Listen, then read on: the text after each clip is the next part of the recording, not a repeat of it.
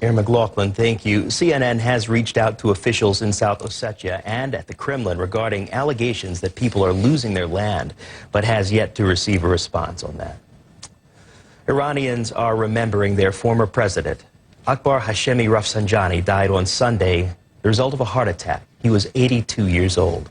For more on this, let's bring in CNN's Becky Anderson live for us in Abu Dhabi this hour. Becky, thank you for being with us. Rafsanjani was a key figure in the country's moderate movement. Just help our viewers to understand how great of a loss this was and how is he being remembered? Yeah, described as one of the pillars of the Islamic Republic, his death is being seen by many both inside and outside of Iran as a blow to the country's reform-minded politicians ahead of what are crucial presidential elections later this year, possibly May.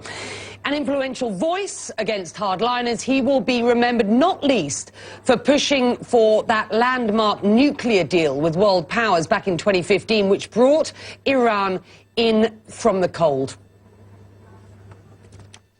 A somber announcement. Former Iranian President Ali Akbar Hashemi Rafsanjani dead at the age of 82. Known for his political tenacity, Rafsanjani dominated the political landscape in Iran for more than 3 decades. He was a controversial figure to some both inside and outside of the country. A close confidant of Ayatollah Khomeini, he shot to political prominence after the 1979 Islamic Revolution.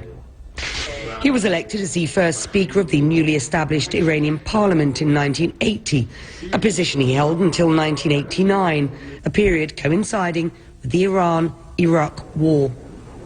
Under Khomeini's direction, Rafsanjani also served as the de facto commander-in-chief of the Iranian military throughout that 8-year conflict.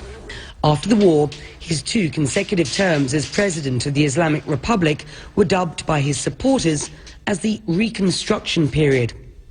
Rafsanjani pursued liberal economic policies and tried to rebuild ties with Iran's neighbors. After his presidency, Rafsanjani remained a powerful player in Iranian politics, including serving as a close advisor of Ayatollah Ali Khamenei, who he'd supported in becoming the country's supreme leader.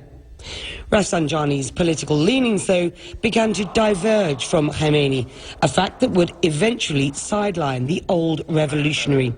In 2005, Rafsanjani ran for president, but lost to Mahmoud Ahmadinejad, an opponent he criticized for his bombastic foreign policy language and populist ideology.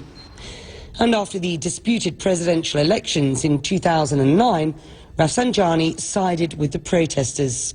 While his decision helped his popularity amongst supporters of the Green movement, it was politically costly, diminishing his influence behind the scenes. But by 2013, Rafsanjani's moderate vision for Iran put him back in play, as his close associate Hassan Rouhani was elected as Iran's 7th president. His death then, just months away from Iran's next presidential election, will deal a major blow to moderates such as Rouhani, who've lost both a leader and a mentor in Rafsanjani. George, his calls for better ties with the West and his cordial ties with countries here in the GCC, specifically Saudi, put him at odds with his erstwhile friend, the supreme leader, Ayatollah Khamenei. And even though he was sidelined in recent years as an elder statesman of that 1979 revolution, he couldn't be silenced. And it's that influence, experts say, is why he'll be sorely missed, not just by this current government in Tehran, but in capitals across the world. George? Becky Anderson, live for us in Abu Dhabi. Becky, thank you so much for your reporting and context.